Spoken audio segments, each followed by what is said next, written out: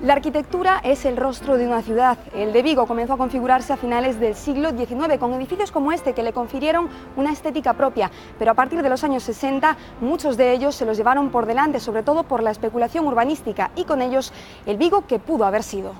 Eclecticista, modernista, regional, así era Vigo, aunque no todos lo recuerdan, por eso un vigués, Cristian Freire, lo ha reconstruido en este vídeo. Y fue la época en la que los arquitectos pujaban por construir la obra más grandiosa y la burguesía de la época demandaba esas edificaciones. La transformación urbanística coincidió con una época de crecimiento económico. En esa época no existía un catálogo de bienes a conservar, con lo cual pues había vía libre un poco para poder demolerlos y en su lugar se levantaron edificaciones que desde mi punto de vista desarmonizan bastante con el entorno. Esos momentos de explosión económica a veces producen una especie de espejismo por el cual pensamos que todo lo nuevo es mucho mejor. Detrás de los desmanes especulativos también hay una responsabilidad social. Ahora mismo se conserva de una forma más solvente porque también la gente va entendiendo que eso es importante. Entonces, lo primero, nos concienciamos. Lo segundo, eso se va transformando en normas. Y ahora mismo estamos mucho mejor que en los años 70, qué duda cabe.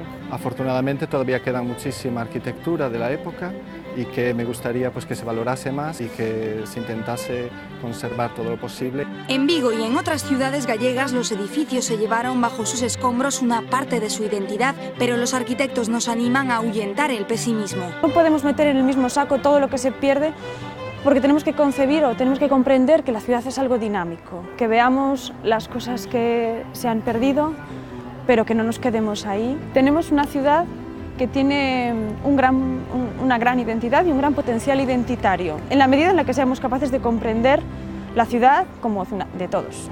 Aprender de los errores y sobre todo respetar y valorar nuestras ciudades es la mejor moraleja de esta historia que evidencia lo cerca que pueden estar la ética y la estética.